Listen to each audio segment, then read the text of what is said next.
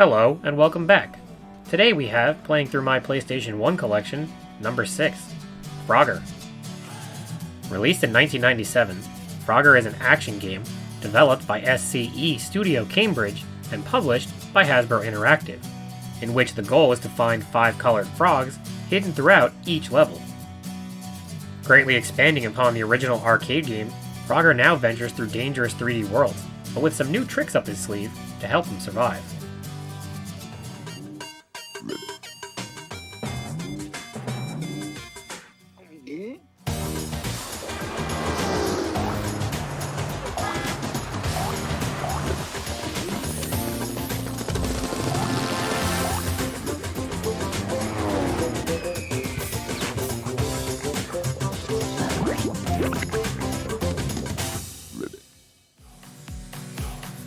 Frogger consists of 9 unique worlds, which each have a consistent theme across several levels. The first world is reminiscent of the arcade classic, as Retro Level 1 gets the player acquainted with the basic controls and hazards. Frogger can jump in 4 different directions, croak, stick out his tongue, and super jump with increased height, but nothing other than basic movement is needed at first.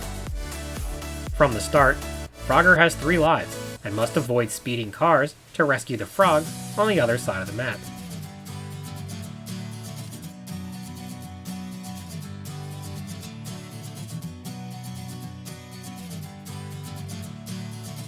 Many different scenarios can result in the loss of a life, but from the start, it is just getting hit by a car or drowning.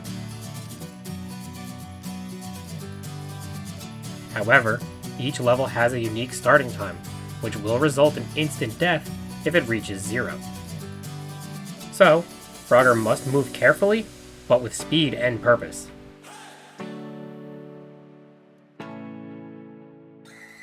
Each level will have a green, red, purple, blue, and orange frog to rescue.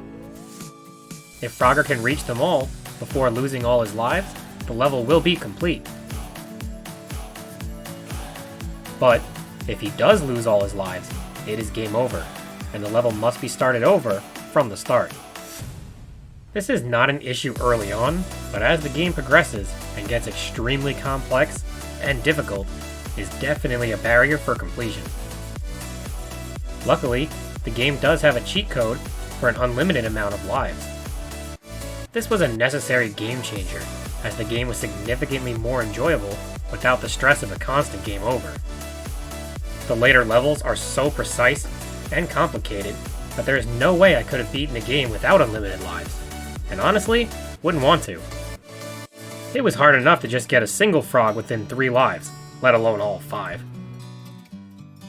But, if you do play traditionally, your score will be tallied up with more points awarded for a faster rescue with both level and total high score leaderboards. If you would like to see my video with the locations of every frog in the game, please check out the link in the description. Retro World consists of 5 levels that increase in difficulty along the way.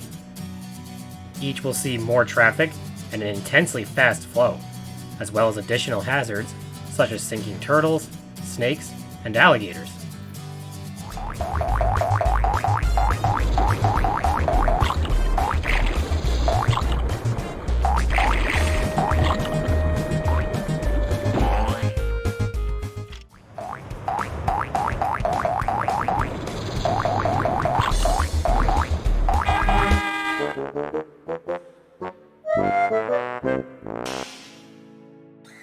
In addition to the 5 frogs, each world will have a golden frog hidden in one of the levels. These are not needed to progress the level, but are required for the true ending to the game. For Retro World, the golden frog can be found in the beginning of Retro Level 5.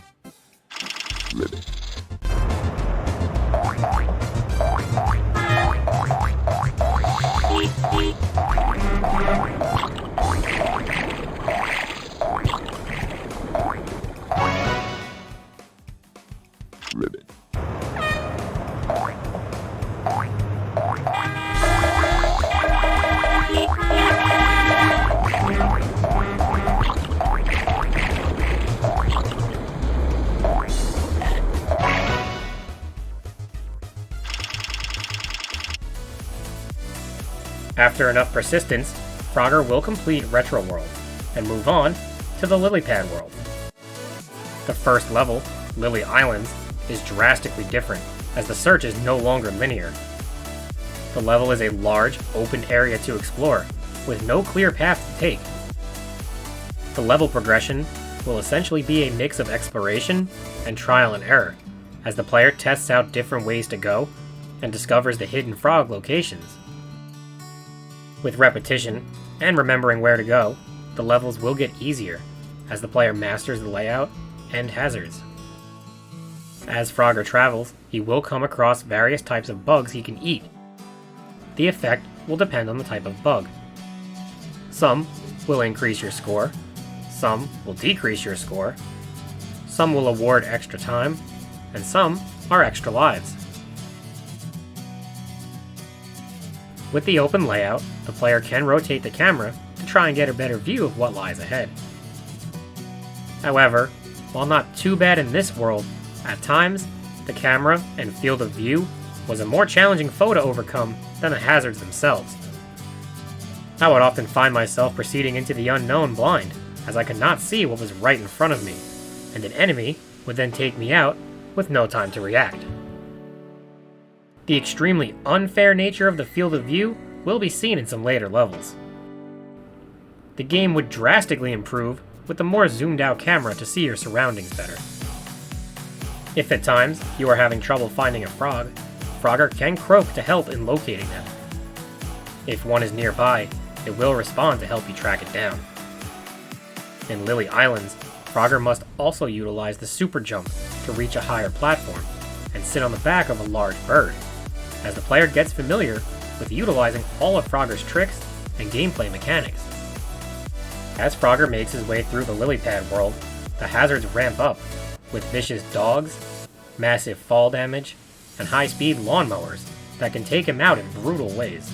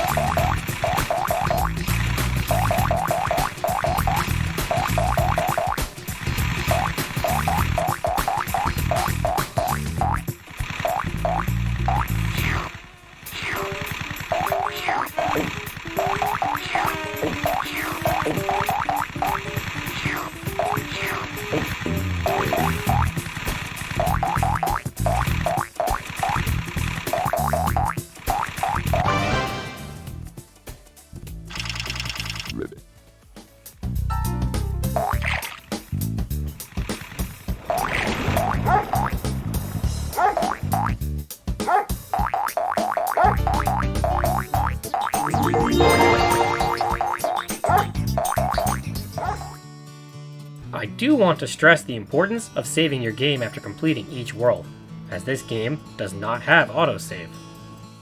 I accidentally forgot to do that after getting through most of the second world, and then had to start from the first level. To make matters worse, I then got back to where I was, only for the game to freeze, and I stupidly didn't save along the way again. So let my failures be a lesson to learn from, so you don't have to play the same world 3 times.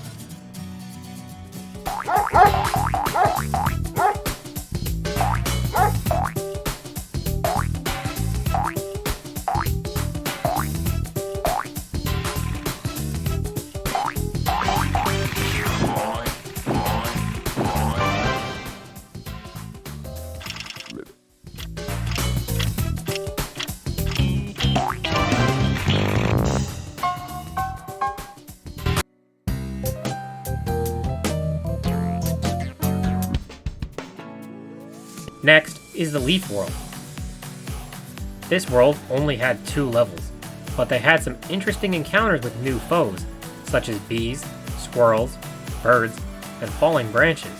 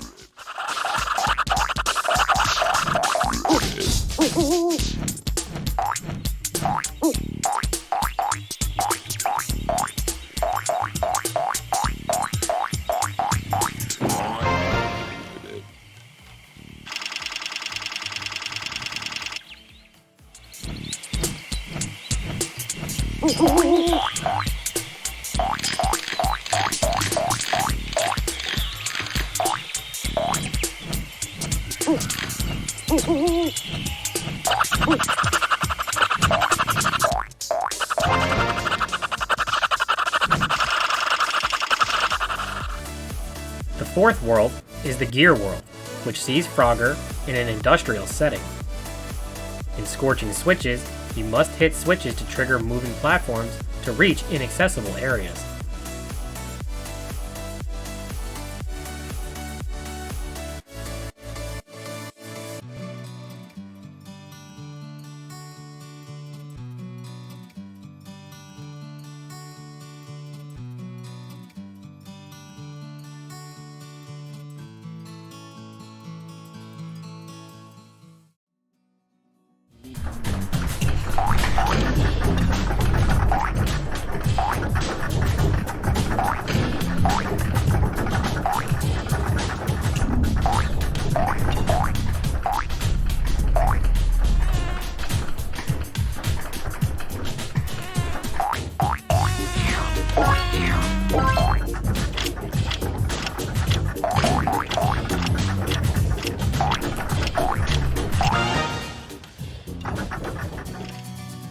This is followed up by Platform Madness, which sees the ground open up, which will drop Frogger into the fiery lava. While the puzzles were complex, the Gear World was one of my favorites, as the unique nature of figuring out the path forward was a ton of fun.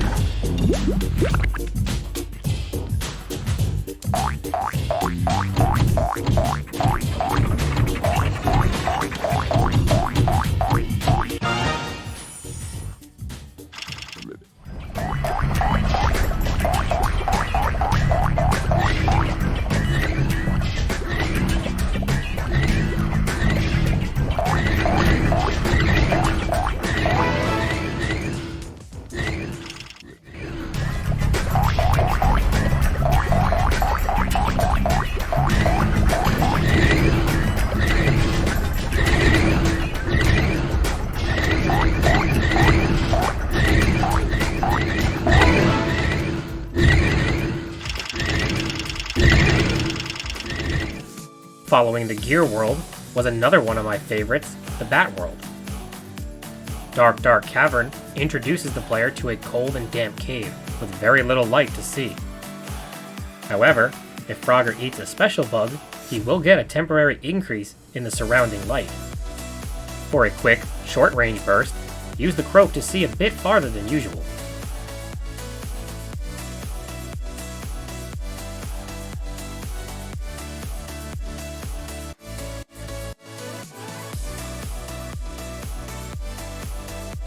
This new mechanic was a challenging, yet rewarding feature, but was nothing compared to the high-speed blast that is Frogger Goes Skiing.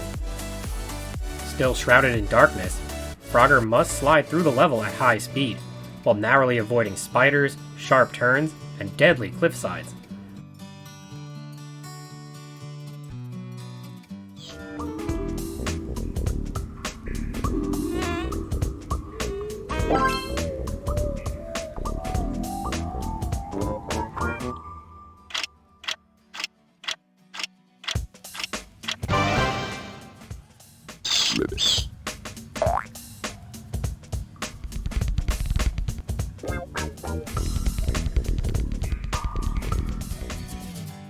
While it was definitely tough to see what enemies were waiting to take you out, the change of pace and unique style was a great time.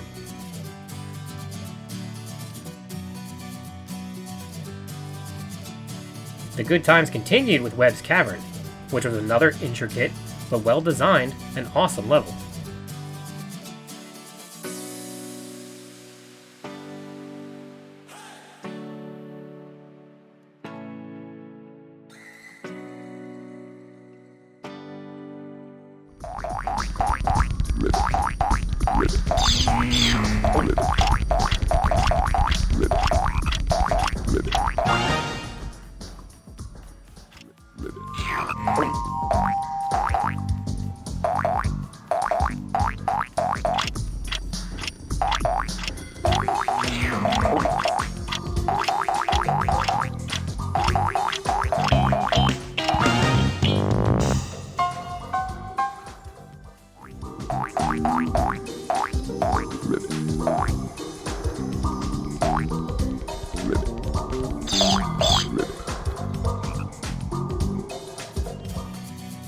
The next world, the Cloud World, saw Frogger high in the sky, where he must jump on birds, balloons, and planes.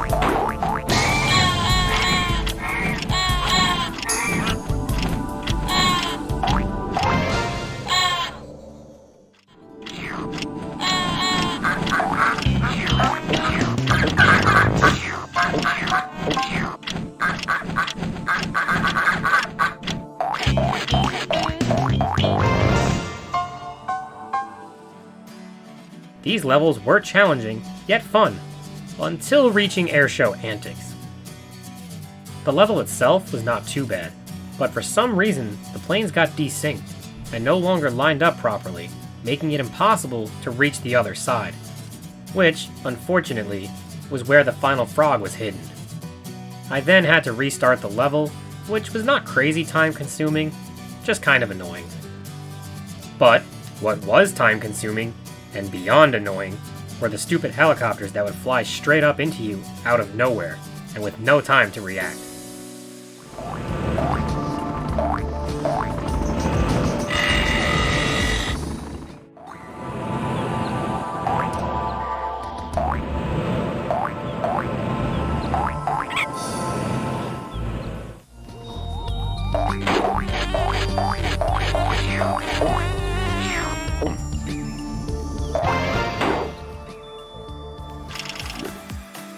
Next is the Dead Fish world, which saw Frogger in some highly toxic and explosive environments.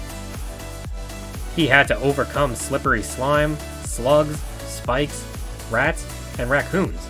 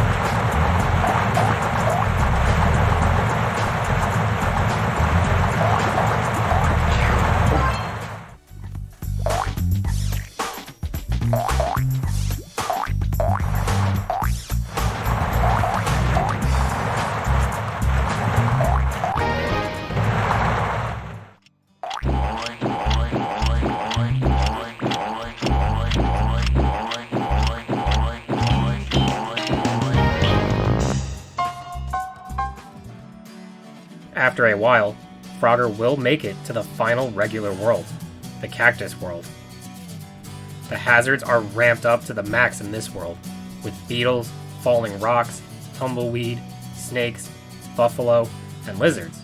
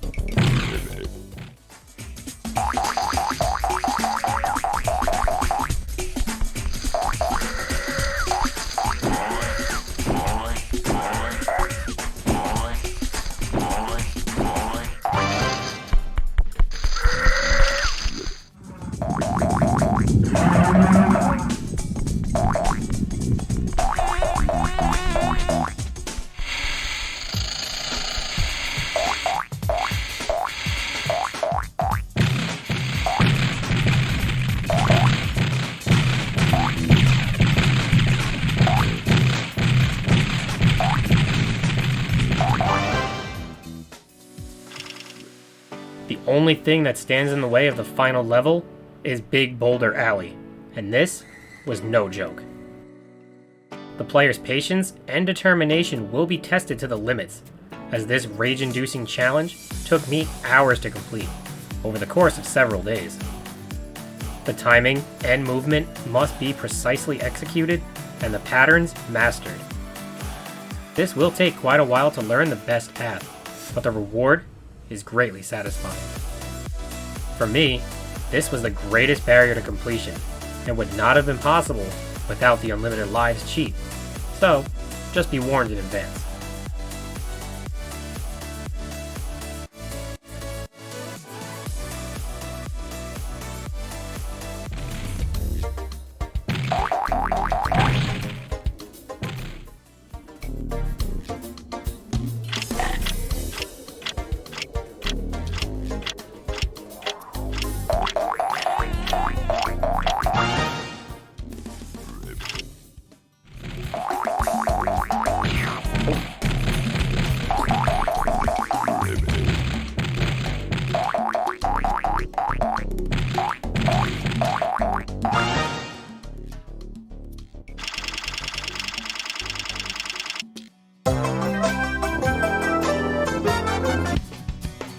After completing all worlds and finding all regular and golden frogs, Frogger will reach the Banana World and its single level, Tropical Trouble.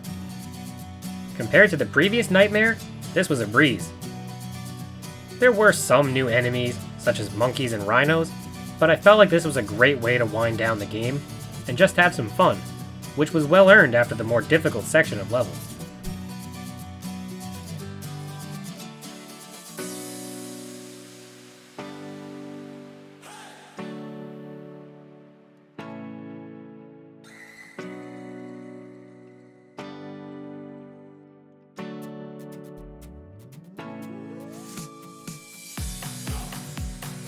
Once all frogs are found, a temple door will unlock. Inside, Frogger will find the final golden frog. If you have found all 8 of the other golden frogs at this point, the pedestals will begin to rise, and the true ending will unlock.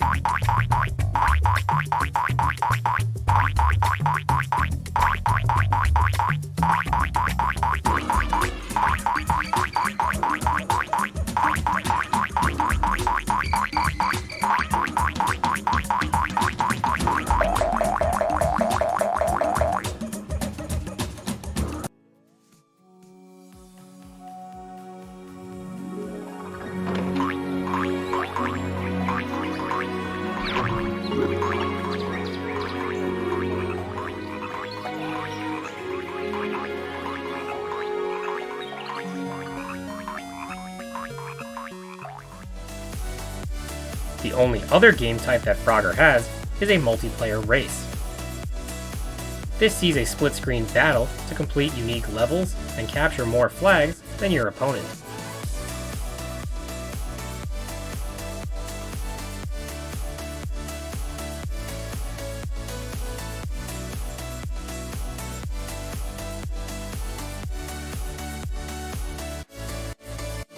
The players will occupy the same level at the same time, so resources are limited and you can strategically jump on your opponent's back, which locks them in place until you hop off, and can be used to trap them in a hazard with no time to escape.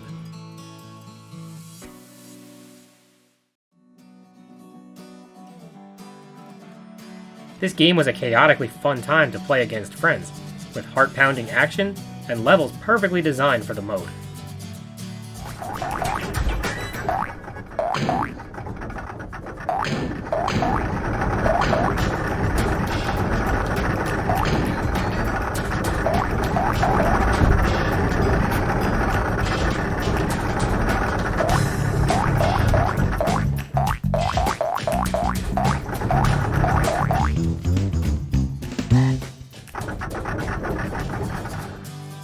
Overall, Frogger was a really fun blast from the past, with some great new features and mechanics that stayed true to the spirit of the arcade classic.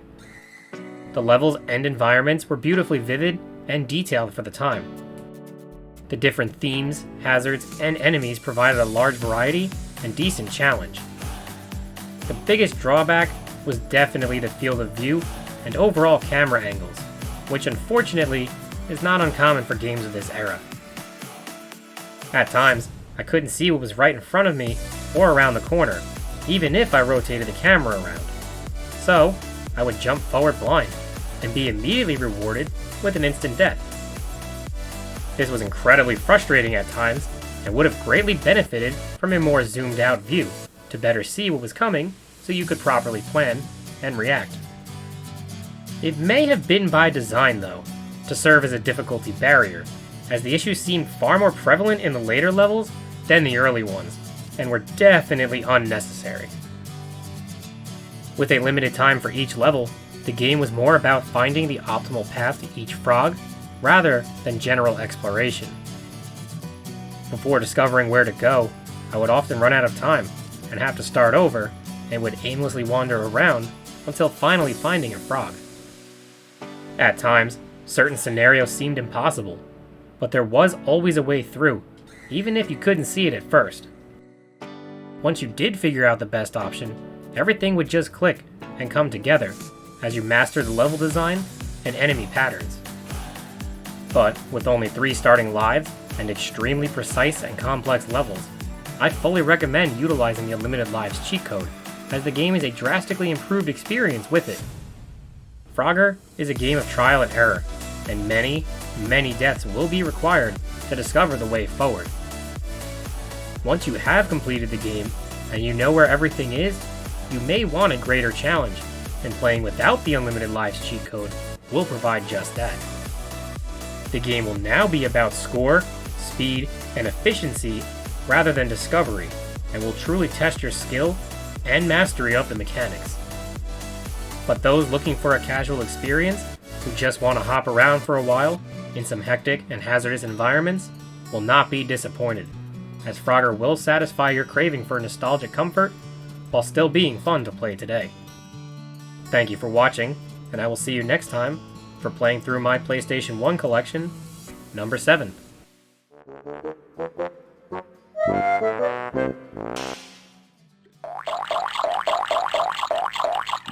Ribbit.